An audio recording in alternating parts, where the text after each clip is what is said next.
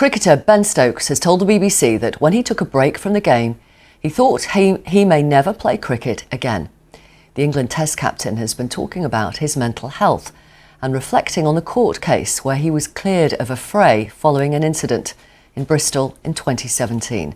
It comes ahead of a new Amazon Prime documentary due out on the England Star on Friday. John Watson has been to meet him.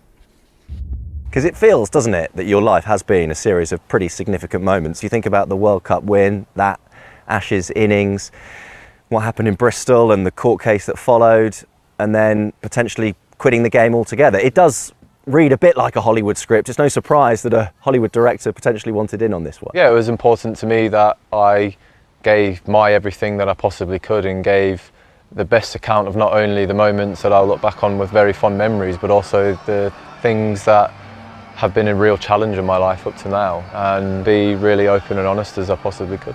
When did you know, firstly, that you weren't yourself, you weren't feeling right? I think what's probably important to say is that it wasn't a case of it was like a 2-week thing or a couple of months thing. The whole thing was just a build-up of over a long period of time, maybe even like 2, 3, 4 years. Like, I don't really know, but what I find I was doing is that, like, I had a glass bottle and I was just kept on throwing emotions and my feelings into this bottle.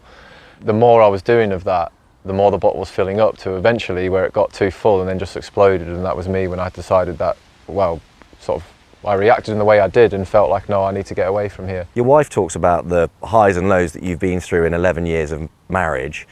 What impact has it had on your family?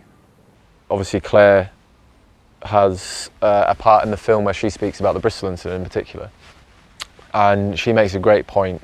Just because when the verdict came in, don't assume that that was just the end of that incident. Like, it wasn't. That was the end of one part and then the start of another part.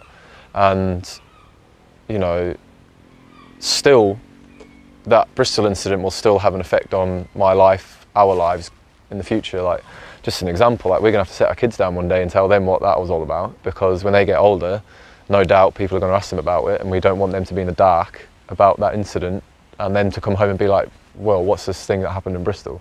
And ultimately, do you think your experiences will make you a better captain of your country? No, I don't think it'll make me a better captain. What I do think it has done is made me a lot more relatable to people, because I've gone through incredible highs, incredible lows on the field. So when I speak about good days, about bad days, I guess people can go, oh yeah, like, he actually knows what that's about. Like, yeah, mate, I've been there. Like, what's up? Come on, let's have a chat. Do you know what I mean? Yeah. It's not going to make me a better captain. I think it's just going to make me a lot more relatable.